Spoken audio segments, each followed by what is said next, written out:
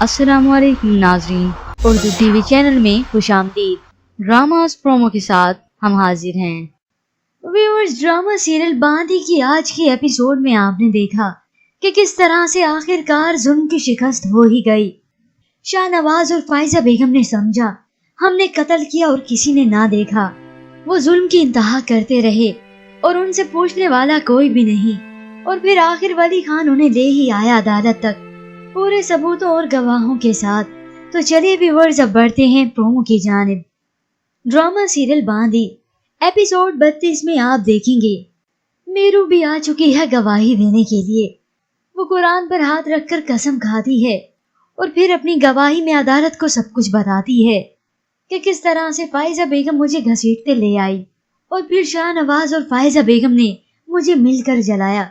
उनके जाने के बाद मेरे पास बाबू भाई आए जिन्होंने मेरी मदद की और मुझे अस्पताल पहुंचाया। मीरू कहती है इंतजार कर रही थी मैं उस दिन का, जब से आंख खोली थी ना, फैसला कर लिया था कि चुप नहीं बैठूंगी।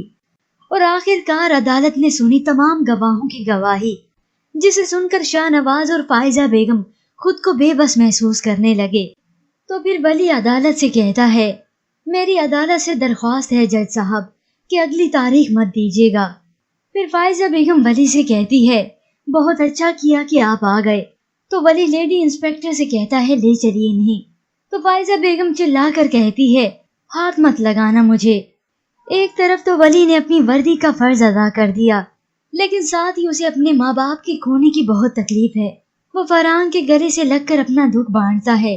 व्यूअर्स, हो सकता है इसके बाद फाइजा बेगम की अना को ठेस पहुंचने के बाद उसका दिमागी तवाजुन ठीक ना रहे, या तो फिर वो पागल हो जाएगी या फिर खुदकुशी कर लेगी। लेकिन व्यूअर्स, इसके मुतालिक आप क्या राय रखते हैं? हमें अपनी कीमती राय जरूर दीजिएगा।